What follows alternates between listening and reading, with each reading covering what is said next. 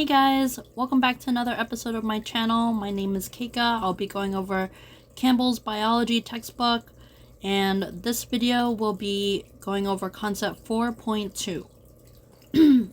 Carbon atoms can form diverse molecules by bonding to 4 other atoms. So we're just gonna get right into it. The key to an atom's chemical characteristics is its electron configuration. This configuration determines the kinds and number of bonds an atom will form with other atoms. Recall that it is the valence electrons, those in the outermost shell, that are available to form bonds with other atoms. So I wrote, recall that an atom's chemical characteristics depends on its electron configuration and valence shell availability, which determines the number and types of bonds it'll form. The formation of bonds with carbon. Carbon has 6 electrons, with 2 in its first electron shell and 4 in the second shell. Thus, it has 4 valence electrons in a shell that can hold up to 8 electrons. A carbon atom usually completes its valence shell by sharing its 4 electrons with other atoms so that 8 electrons are present. Each pair of shared electrons constitutes a covalent bond. In organic molecules, carbon usually forms single or double covalent bonds. Each carbon atom acts as an intersection point from which a molecule can branch off in as many as 4 directions. This enables carbon to form large complex molecules. When a carbon atom forms 4 single covalent bonds, the arrangement of its 4 hybrid orbitals causes the bonds to angle towards the corners of an imaginary tetrahedron. The bond angles in methane are 109.5 degrees, and they are roughly the same in any group of atoms where carbon has 4 single bonds. The example, ethane, is shaped like 2 overlapping tetrahedrons. In molecules with more carbons, every grouping of a carbon bonded to 4 other atoms has a tetrahedral shape. But when 2 carbon atoms are joined by a double bond, as in ethane, the bonds from both carbons are all in the same plane, so the atoms join to those carbons in the same plane as well. We find it convenient to write molecules as structural formulas, as if the molecules being represented are 2-dimensional. But keep in mind that molecules are 3-dimensional, and that the shape of a molecule is central to its function. So here we see the molecular formula, which is like CH4, and we see the structural formula with the C and 4 hydrogens, so indicating the types of bonds. We have single bonds here only with the hydrogens. So this is methane. And this is the ball and stick model with the molecular shape in pink. And you can see what it's supposed to be shaped like. And this is the space filling model, which is what the molecule actually looks like. Okay.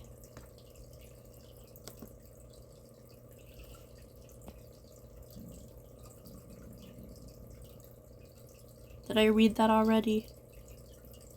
Yes, okay. The number of electrons required to fill the valence shell of an atom is generally equal to the atom's valence, the number of covalent bonds it can form. Figure 4.4 shows the valences of carbon and its most frequent bonding partners, hydrogen, oxygen, and nitrogen. These are the 4 main atoms in organic molecules.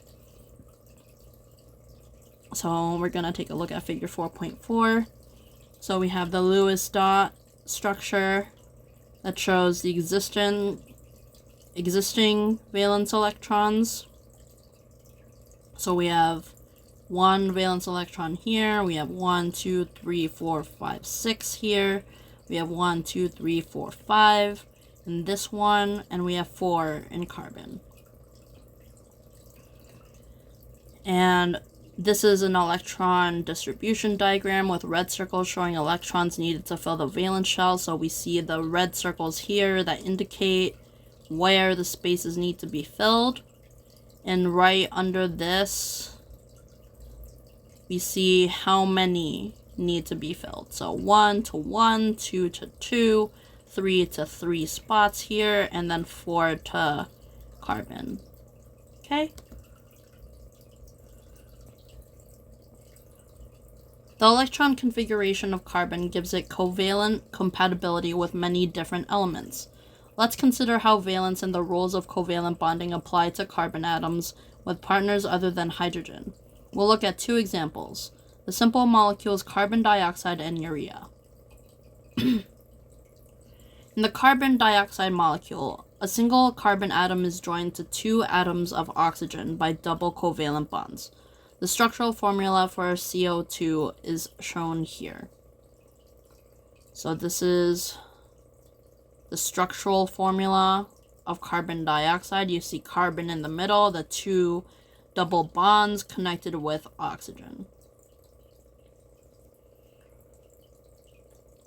Each line in a structural formula represents a pair of shared electrons. Thus, the 2 double bonds in carbon dioxide have the same number of shared electrons as 4 single bonds. The arrangement completes the valence shells of all atoms in the molecule. Because carbon dioxide is a very simple molecule and lacks hydrogen, it is often considered inorganic, even though it contains carbon.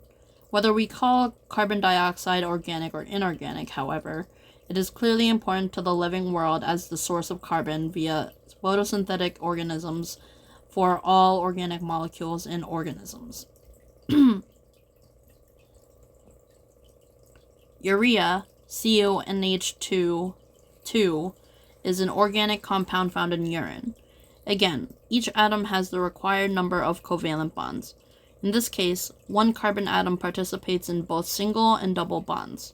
Urea and carbon dioxide are molecules with only 1 carbon atom, but a carbon atom can also use 1 or more valence electrons to form covalent bonds to other carbon atoms, linking the atoms in chains, as shown here for C3H8. Okay. So for my notes, for the formation of bonds with carbon, I wrote, a carbon atom usually completes its valence shell by sharing its 4 electrons with other atoms, so that 8 electrons are present. In organic molecules, carbon usually forms single or double covalent bonds. It acts as an intersection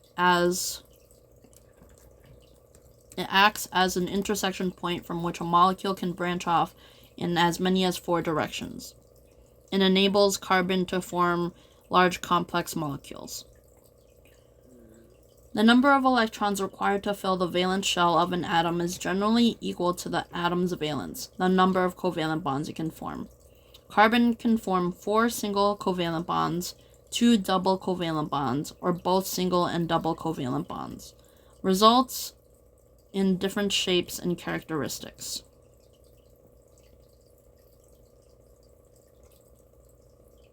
Carbon chains form the basis of most organic molecules. Carbon skeletons vary in length and may be straight, branched, or arranged in closed rings. Some carbon chains have double bonds, which vary in number and location. Such variation in carbon chains is an important source of the molecular complexity and diversity that characterize living matter. In addition, the skeletons of biological molecules often include atoms of other elements, like oxygen and phosphorus. Such atoms can also be bonded to carbons of that skeleton.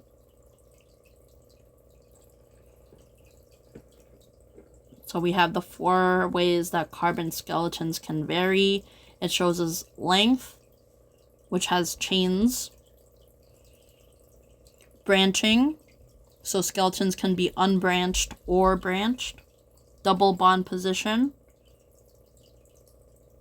So if they have a double bond, it's a double bond position, and it can vary. And presence of rings. So sometimes they're arranged in rings, rather than a straight line or a branch. So for molecular diversity arising from variation in carbon skeletons, I wrote carbon chains form the basis of most organic molecules. Skeletons vary in length and may be straight, branched, or closed rings. Variation in carbon chains is an important source of molecular complexity and diversity that characterize living matter. Oops.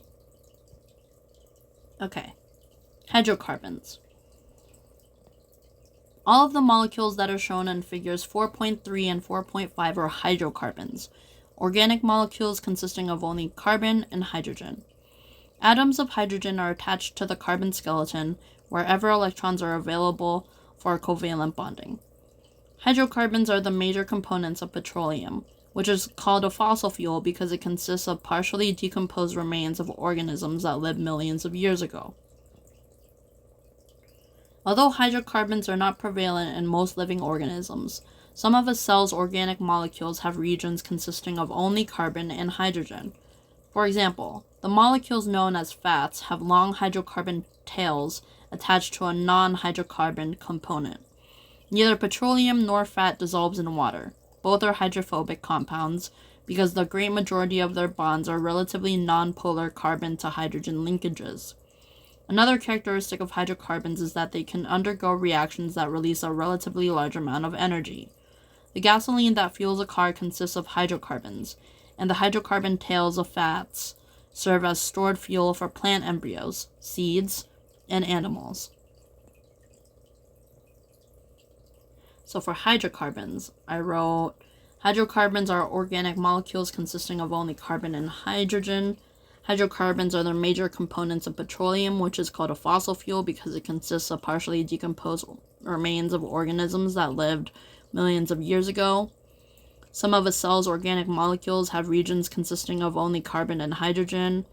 Fats, for example, have long hydrocarbon tails attached to a non-hydrocarbon component, and they serve as stored fuel for seeds and animals.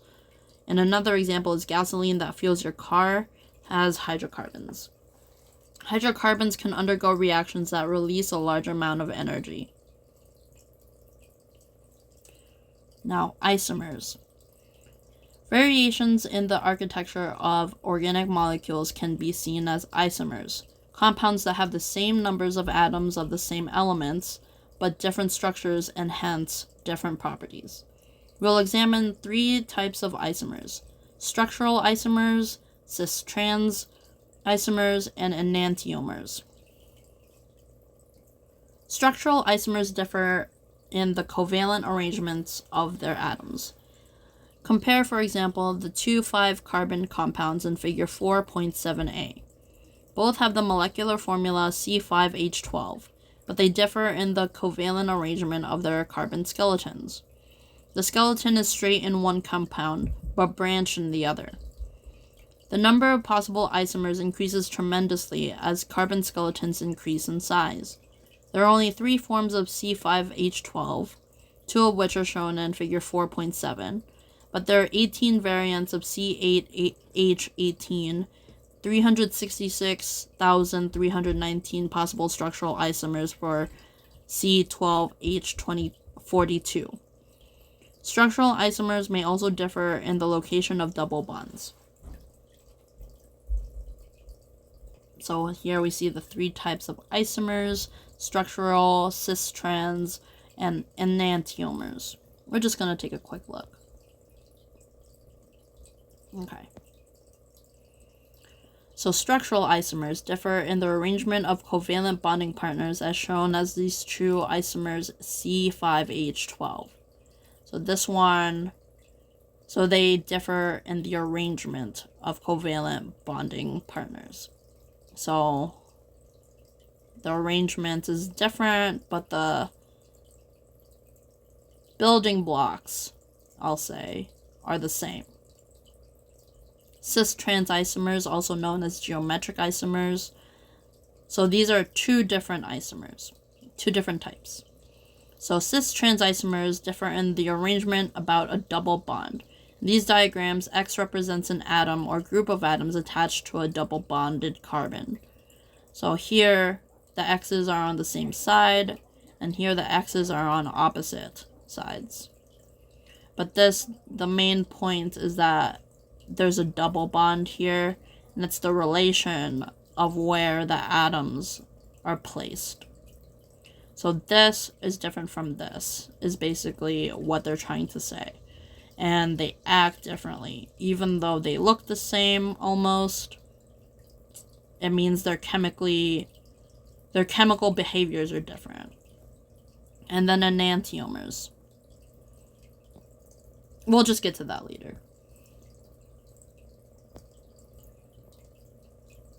In cis-trans isomers, also known as geometric isomers, carbons have covalent bonds to the same atoms, but these atoms differ in their spatial arrangements due to the inflexibility of double bonds. Single bonds allow the atoms they join to rotate freely about the bond axis without changing the compound. In contrast, double bonds do not permit such rotation. If a double bond joins two carbon atoms, and each carbon also has two different atoms or groups of atoms attached to it, then two distinct cis-trans isomers are possible. Consider a simple molecule with two double-bonded carbons, each with an H and an X attached to it. The arrangement with both X's on the same side of the double bond is called a cis isomer, and that with the X's on opposite sides is called the trans isomer. The subtle difference in shape between such isomers can have a dramatic effect on the biological activities of organic molecules. For example, the biochemistry of vision involves the light-induced change of retinol, a chemical compound in the eye, from the cis isomer to the trans isomer.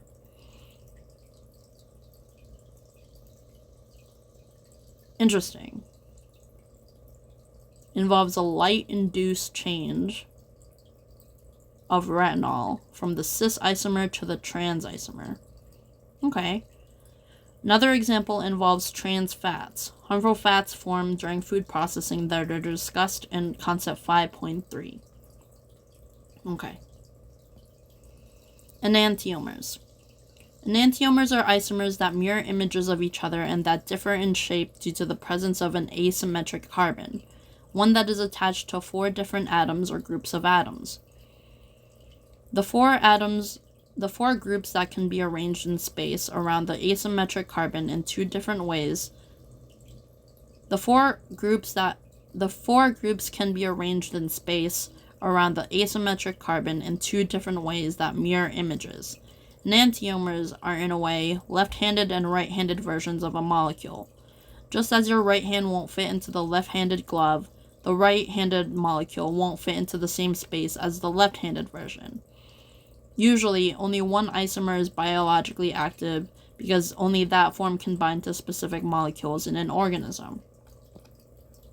The concept of enantiomers is important for the pharmaceutical industry because the two enantiomers of a drug may not be equally effective, as is the case for both ibuprofen and the asthma medication albuterol.